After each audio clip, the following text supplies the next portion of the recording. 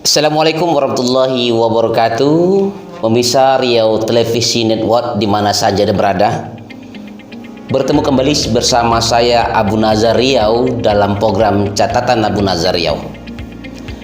Kali ini kita akan membahas tentang Kampar.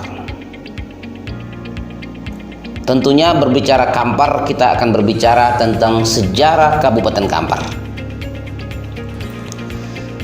Kabupaten Kampar terbentuknya melalui proses yang cukup panjang. Diawali dengan terbitnya Surat Keputusan Gubernur Militer Sumatera Tengah nomor 10 GM STE 49 tanggal 9 November 1949, di mana Kabupaten Kampar merupakan salah satu daerah tingkat 2 di Provinsi Riau yang telah berdiri dari Kewedanan, Pelalawan, Pasir Pengerayan, Bangkinang, Pekanbaru, dengan kota pertamanya adalah ibu kota di Pekanbaru. Pada tanggal 1 Januari 1950 ditunjuklah Datuk Wan Abdul Rahman sebagai Bupati Kampar pertama dengan tujuan untuk mengisi kekosongan pemerintah karena adanya penyerahan kedaulatan Republik Indonesia hasil konferensi Beja Bundar. Kemudian pada tanggal 6 Februari 1950 adalah saat terpenuhi seluruh persyaratan untuk penetapan kelahiran Kabupaten Kampar. Hal ini sesuai dengan ketetapan Gubernur Sumatera Tengah nomor 3 DC-STG-50 tentang penetapan Kabupaten Kampar yang berhak mengatur mengurus rumah tangga sendiri. Maka sejak tanggal 6 Februari 1950 maka resmilah Kabupaten Kampar disebut sebagai wilayah, dan pemerintahan yang sah kemudian dikukuhkan dengan Undang-Undang nomor 12 tahun 1956 tentang pembentukan otonomi daerah Kabupaten Kampar dan lingkungan daerah Provinsi Sumatera Tengah. Maka tanggal 6 Februari ditetapkan sebagai hari jadi Kabupaten Kampar yang setiap tahun diperingati. Penetapan hari jadi berdasarkan peraturan daerah Kabupaten Daerah tingkat 2 Kampar nomor 2 tahun 1999 tentang hari jadi daerah tingkat 2 Kampar dan disahkan oleh Gubernur Kepala Daerah tingkat 1 Riau nomor KPTS 06-1199 pada tanggal Februari 1999 serta diundangkan dalam lembaran daerah Kabupaten Daerah tingkat 2 Kabupaten Kampar pada tahun 1999 nomor 1 tanggal 5 Februari 1999. Kemudian berdasarkan Undang-Undang nomor 12 tahun 1956 ibu kota Kabupaten Kampar dipindahkan dari Pekanbaru ke Bangkinang. Adapun faktor yang mendukung pemindahan ibu kota Kabupaten Kampar dari Pekanbaru ke Bangkinang antara lain Pekanbaru saat itu sudah menjadi ibu kota Provinsi Riau. Pekanbaru selain sudah menjadi ibu kota Provinsi Riau juga menjadi kota madya. Untuk prospek masa depan tidak mungkin lagi Kabupaten Kampar beribu kota di Pekanbaru karena akan menyulitkan dalam pembinaan dan peningkatan pelayanan kepada masyarakat. Saudara pemirsa Riau Televisi Network, berbicara Kampar tentu menarik bagi kita. Kabupaten yang didirikan sejak tanggal 6 Februari 1950 itu ditetapkan sebagai hari jadi Kabupaten Kampar. Lalu apa sebenarnya yang terjadi pada hari ini Kabupaten Kampar? Kenapa Kabupaten Kampar hari ini yang sudah menjadi kabupaten tertua di Provinsi Riau, namun Kabupaten Kampar pada hari ini masih dikatakan kabupaten yang tertinggal? Kenapa demikian? Saya katakan orang akan melihat wajah Kabupaten Kampar itu adalah di ibu kota Bangkinang. Ketika kita berjalan ke Bangkinang sebagai ibu kota Kabupaten Kampar, tentu akan kita melihat kita bandingkan dengan kabupaten lainnya, seperti kabupaten yang baru berdiri, seperti Rokan Hulu merupakan anak dari Kabupaten Kampar, begitu juga Pelalawan. Namun secara fakta bahwa Kabupaten Kampar dibandingkan kota Pasir Pengarayan dengan kota Bangkinang itu jauh agak tertinggal kota Bangkinang ini. Lalu yang menjadi persoalan kita adalah, yang kita bahas pada kesempatan kali ini adalah sejauh manakah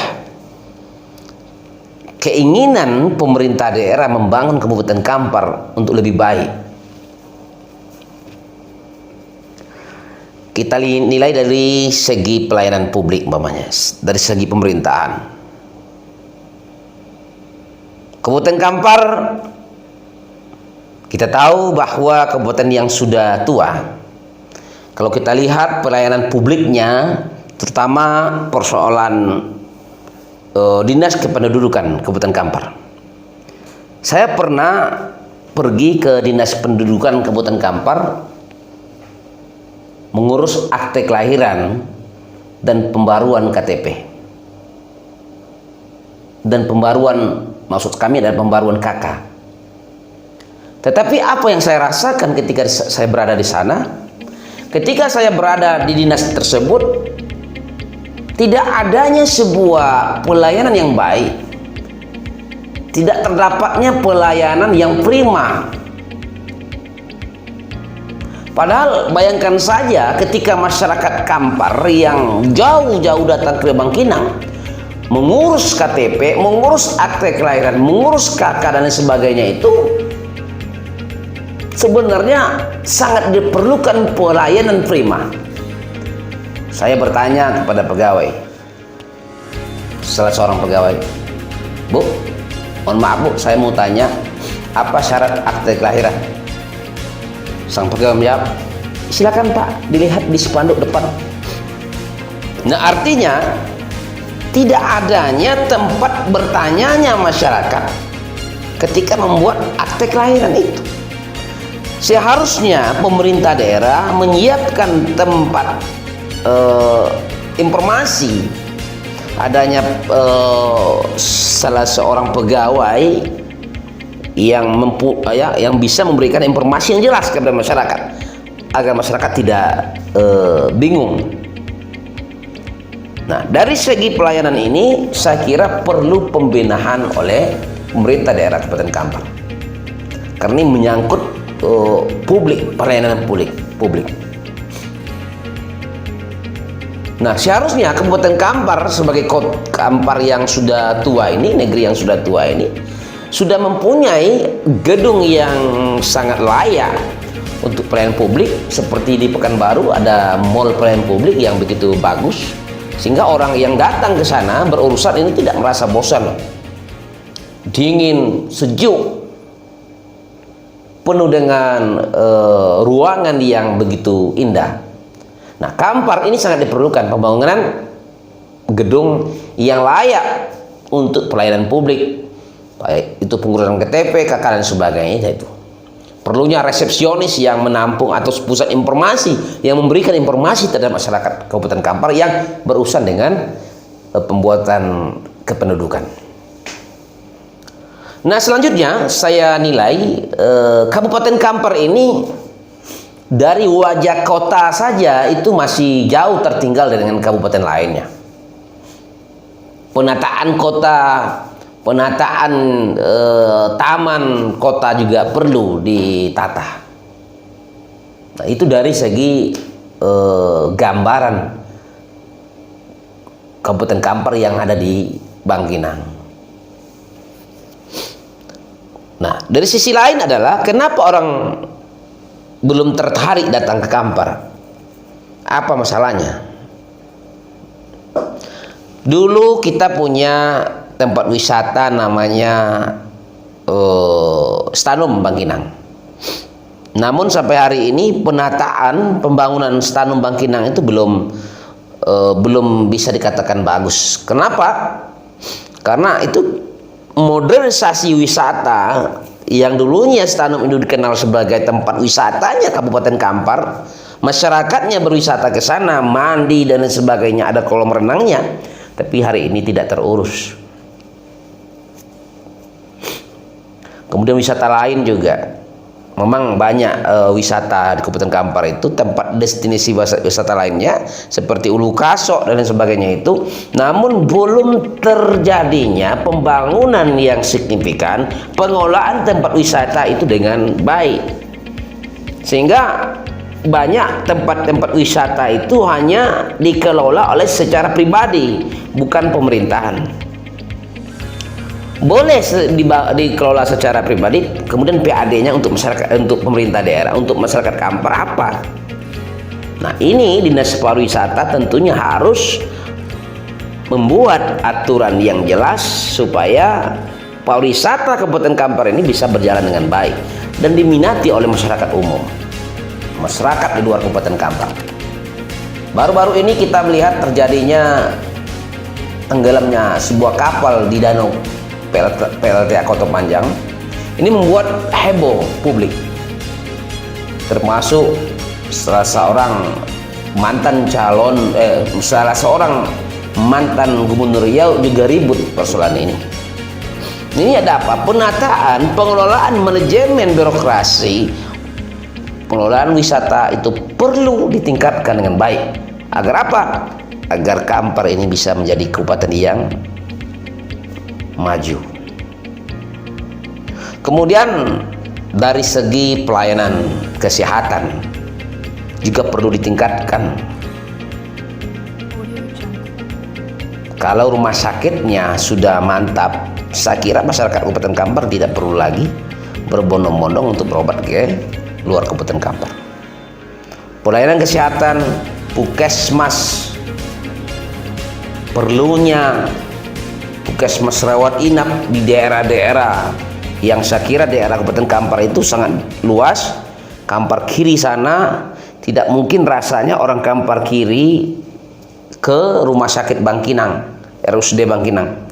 Tentu perlunya pelayanan kesehatan yang baik di daerah-daerah terpencil.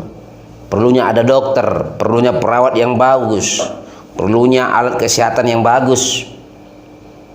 Nah, di samping itu perlunya infrastruktur jalan. Nah, oleh karena itu catatan saya, ada beberapa catatan terpenting yang perlu kita ingat. Kemudian kinerja dinas-dinas itu perlu ditingkatkan. Jangan hanya sekedar formalitas, acara-acara yang sifatnya formalitas sehingga tidak adanya output yang jelas. Maka oleh karena itu bupati sebagai kepala daerah harus meningkatkan, memberikan manajemen yang bagus, memberikan masukan yang bagus terhadap kepala dinasnya, agar kepala dinas ini bisa bekerja dengan baik. Nah, ini salah satu saya tengok di Kampar itu adalah manajemen, soal ketegasan pemerintah, soal ketegasan bupati, ketegasan manajemen pemerintahan itu sangat perlu dilakukan di Kabupaten Kampar. Kemudian pengawasan dari lembaga DPR. DPRD sebagai lembaga kontrol semestinya terus mengingatkan pemerintah daerah Kabupaten Kampar terus berbenah. Ini Kampar mau jadi apa? Mau kita jadikan apa? Mau jadi kota apa? Kota pendidikan kah, kota wisata kah, atau kota metropolitan yang berbasis perdagangan? Nah, ini perlu dirumuskan. Kalau tidak, Kabupaten Kampar akan menjadi kabupaten yang jalan di tempat. Demikian catatan Abu Nazar Riau, mudah-mudahan ada manfaatnya bagi kita semua, terutama bagi pemerintah daerah. Tidak ada maksud lain. Maksud saya adalah bagaimana Kabupaten Kampar ini menjadi kabupaten yang punya daya saing yang kuat dan menjadi kabupaten yang cukup dihormati di Provinsi Riau. Demikian, assalamualaikum warahmatullahi wabarakatuh. Saya Abu Nazar Riau, sampai jumpa.